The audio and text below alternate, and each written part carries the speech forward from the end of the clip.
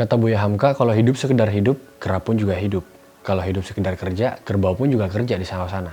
Lantas apa yang membedakan antara kera, kerbau, dan manusia yang dianugerahi akal ini? Gue Alfa Rafiki dari Goldion. Selamat datang di video pertama dari Goldie Talk. Let's start with the task. Oke, assalamualaikum sobat Sidap GP. Welcome back to Goldion bersama gue Alfa Rafiki. Dan di video pertama dari Goldie Talk ini, kita mau bahas seputar hal-hal fundamental dulu deh. Hal-hal mendasar sebelum kita melangkah, biar kita nggak salah ambil langkah gitu. Tapi sebelum kita mulai, gue mau breakdown dulu nih ke beberapa timeline, beserta menit-menitnya. Karena gue bakal cerita dikit, tapi ceritanya bakal berhubungan sih sama inti yang bakal kita bahas hari ini. Jadi ya terserah, kalau mau di skip langsung ke tujuan masing-masing boleh. Kalau mau nonton full juga jelas boleh banget. Biar bisa cepat berkembang, biar cepat 4000 jam, bisa monetisasi, biar bisa beli kamera karena ini kamera teman gua.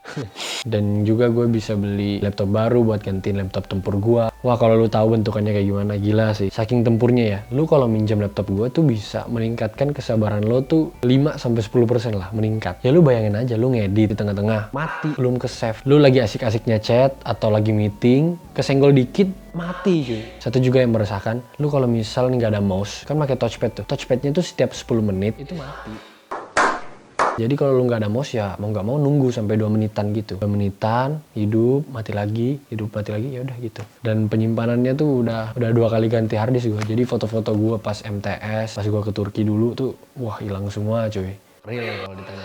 Tapi kalau masalah kontribusi jangan ditanya sih. Gacor sih laptopnya sih ya. Cuman kalau diterusin ya cukup membahayakan. Apalagi buat YouTube ya yang menyimpan durasi yang cukup banyak. Lah bang, lu terus ngedit kemarin pakai apa? Gue kemarin minjem laptop teman gue yang gue balikinnya tuh sekitar setengah jam dari rumah gue. Terus juga gue kemarin minjem laptop kakak sepupu gue yang jaraknya tuh sekitar 3 jam dari rumah. Jadi gue ya minjem gitu pokoknya. Rada effort sih ya sebenarnya. Tapi ya emang gitu sih, kalau awal-awal emang rada effort ya. Apalagi harus bisa memanfaatkan dan memaksimalkan apa yang di sekitar kita ya. Karena kita nggak punya. Ya semoga dengan effort yang sedemikian rupa tadi bisa terbalaskan lah ya. Dengan dukungan, semangat, doa dari kalian. Sampai akhirnya bisa monetisasi beneran. Ya minimal biar bisa menambah alat-alat yang proper lah. Karena ini sebenarnya bisa dibilang masih kurang banget. Ya di belakang rame, itu emang lampu belajarnya bokap gua, terus ini lampu lighting dari gua kongsi-kongsi sama adik gua. Emang kalau dari segi tampilan emang udah lumayan lah, cuman kalau dari segi audio masih perlu dibenahi lagi ya, biar videonya tuh makin mantap dan premium lah ya, biar golden people ini bisa menonton dan menikmati video dengan nyaman sempurna. Oke, mungkin dari kalian nganggep tadi tuh masih kayak permulaan, terus ini baru mau masuk materi. Gue bisa bilang enggak juga, karena ya, cerita tadi tuh sebenarnya berhubungan ya sama materi yang bakal kita bahas kali ini. Jadi apa sih pelajaran yang bisa kita ambil dari secuil pengalaman gue tadi? Oke, kita mulai dari hal yang paling mendasar. Purpose and why. Purpose and why. Jadi gini, analoginya gini. Ibarat kata kita mau membangun suatu bangunan. Ya ini udah biasa lah ya. Kita pakai yang lain. Ibarat kata kita lagi di Semarang ya. Terus kita mau ke Semarang. Ibarat kata kita berdua nih lagi di Semarang ya. Kita mau ke Surabaya. Nah, bisa jadi gue ke Surabaya tuh ya udah langsung aja kereta. Tapi lu nih ke Solo baru ke Surabaya. Mungkin karena lu ada keperluan, atau mungkin mau menjenguk dulu atau mau ngambil barang baru ke Surabaya. Itu namanya why, alasan, ya kan? Surabaya ini purpose, lu ke Solo dulu itu why, gue langsung ke Surabaya itu why. Itu ada alasannya masing-masing. Purpose-nya bisa jadi sama, tapi why yang berbeda itu menghasilkan tindakan yang berbeda. Jadi hal yang paling pertama itu adalah purpose dulu. Once kita purpose, kita tanyakan ke diri kita, why gitu. Kenapa kita harus ngelakuin hal ini? Kenapa gue harus ke purpose ini gitu? Kenapa gue harus ke sana gitu loh. Dan semakin kuat purpose dan why-nya lo, itu berdampak pada api ketertarikan, dan ya itulah yang di minggu lalu kita bahas. Lo bisa langsung cek linknya di sini atau di sini. Dan api inilah kan yang mendorong lo untuk bergerak ke sana gitu kan. Bergerak ke purpose lo. Dan kita tahu semua yang namanya pendorong itu namanya motivasi. Motivasi terbagi dua, eksternal sama internal. Pertama, motivasi eksternal itu ya yang kayak biasa lah ya, yang kayak guru atau orang tua, temen gitu ya. Ngedorong kita, nyemangatin kita, atau motivator, atau gue nih dorong lo, itu namanya motivasi eksternal, dorongan dari luar. Dan yang satunya nih, motivasi internal, itu yang sebenarnya yang paling kuat. Yang tanpa motivasi eksternal tuh lu bisa jalan aja gitu. Ibarat kata lu ke Surabaya, karena lu tahu purpose-nya dan lu punya why yang kuat kenapa harus banget ke Surabaya. Tanpa teman lo nyuruh lo ke Surabaya, lu pasti bakal ke Surabaya kan. Meskipun lo mutar ke Bandung dulu, ke Solo, ke Malang, baru ke Surabaya, selama why-nya lo alasan lo ke Bandung itu kuat, Solo, Malang, muter baru ke Surabaya itu kuat, kenapa kok harus ke kota-kota itu dulu? Lu tanpa dorongan orang tua, teman, atau siapapun itu, lu bisa aja muter langsung. Jadi ketika kita punya purpose, kita harus tanyakan. Kita harus punya why yang kuat. Dan ini yang bisa kita ambil dari cerita gue tadi. Jadi cerita gue tadi kan setengah jam atau 3 jam minjem laptop doang buat ngedit. Terus juga gue ngumpulin pinjem-pinjem segala macam. Banyak lah gue pinjem di sini. Itu karena why gue kuat gitu. Gue punya why dan purpose yang kuatnya itu seimbang gitu loh. Sama juga kayak founder-founder yang gede sekarang. Bahkan mereka tuh banyak juga yang mulai dari minus. Yang bener-bener dari pelosok gitu ya. Lu tahu foundernya Jogger tuh, Jogger Bali, udah dari pelosok, orang tuanya tuh sawah, kerja, dan lain-lain. Tapi karena purpose dan yang kuat, waduh, lu unstoppable gitu. Dan lu lihat founder-founder toko-toko dunia, tuh mulai dari gudang, mulai dari garasi, mulai dari apa adanya, bener-bener apa adanya. Gak ada privilege, tapi sekali lagi karena why dan purpose yang saling berhubungan dan berkesinambungan sama kuatnya, lu bakal unstoppable sih.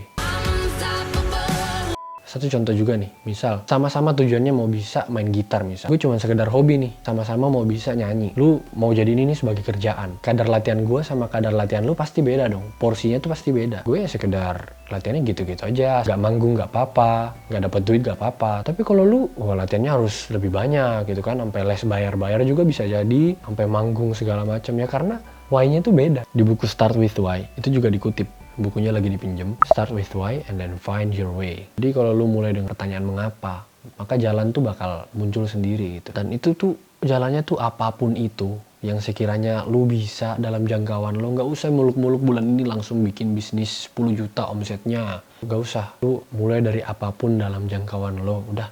Yang sekiranya bisa bikin lo tuh semangat dan bahagia. Karena kalau pen api lo tuh nyalanya panjang nih ya lo harus bahagia bro. Itu dikutip juga dalam Ikigai dan Seven Pursuit of Happiness of Life. Bakal kita bahas juga. Ya pokoknya seperti slogannya Tokopedia deh.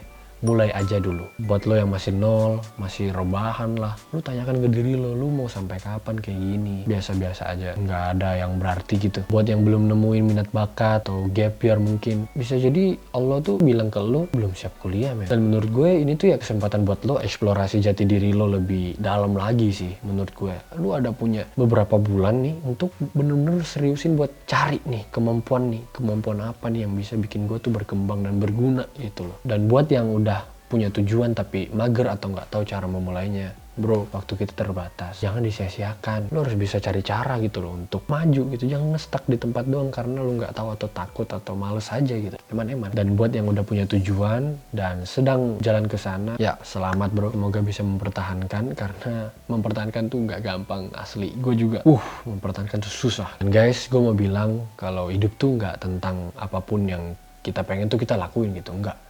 Hidup tuh ada tujuan, dan biar kita mencapai tujuan tersebut tuh kita butuh aturan. Dan aturan itu sendiri udah diatur sama yang maha mengatur dan maha pencipta ini. Biar meskipun banyak tantangan hambatan, ya kita tetap bisa mulus untuk sampai ke tujuan hidup itu. Ya lu bayangin aja kalau hidup tuh ya terserah nggak beraturan. Simpelnya gini, lalu lintas aja nih. Kalau nggak diatur seperti itu, tabrakan bro. Orbit di alam semesta. Kalau planet-planet nggak mau ngikutin tuh orbitnya, tabrakan semua planet. Berantakan. Jadi hidup tuh emang gak dipungkiri emang harus punya aturan. Sama kayak game, harus ngelakuin ini itu biar bisa level up, harus ngindarin ini itu biar nggak level down. Emang tujuan hidup apaan? Sebenarnya kita mau bahas di channel ini ya, yang jelas gak di video ini karena pasti bakal panjang banget. Tapi kalau lu nggak sabar, boleh banget habis ini langsung di search cara mencari tujuan hidup.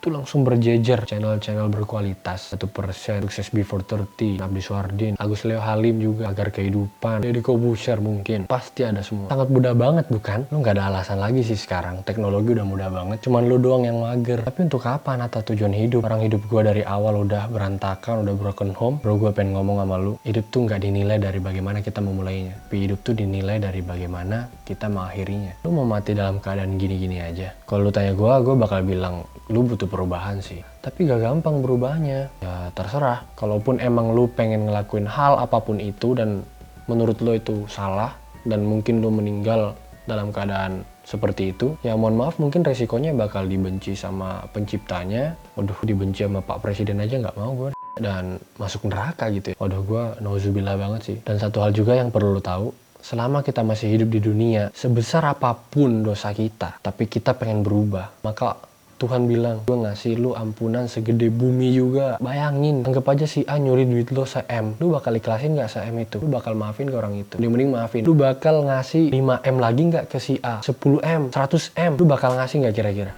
Ini Allah udah lu bikin dosa segede bumi. Dia bakal ngasih lu ampunan sebesar bumi. Dan setelah itu lu bakal diberi nikmat segede bumi lagi berkali lipat-lipat. Ya meskipun gue nggak tahu ya ntar bakal kayak gimana, bakal masuk neraka apa surga. Ya karena gue cuman hamba yang jelas banget bukan kendali dan tugas kita. Yang perlu kita pikirin adalah apa yang menjadi kendali dan tugas kita. Apa itu? Ya setidaknya kita mempersiapkan untuk hal itu gitu loh. Biar hasilnya tuh ideal, optimal, dan maksimal. Dua hal lagi. Yang pertama, sepinter dan secerdas apapun seseorang dalam memaksimalkan hidupnya di dunia, lebih pintar lagi, lebih cerdas lagi orang yang memanfaatkan dengan memaksimalkan hidupnya di dunia ini untuk akhiratnya. Dan yang terakhir, jika hidup sekedar hidup, kera pun juga hidup.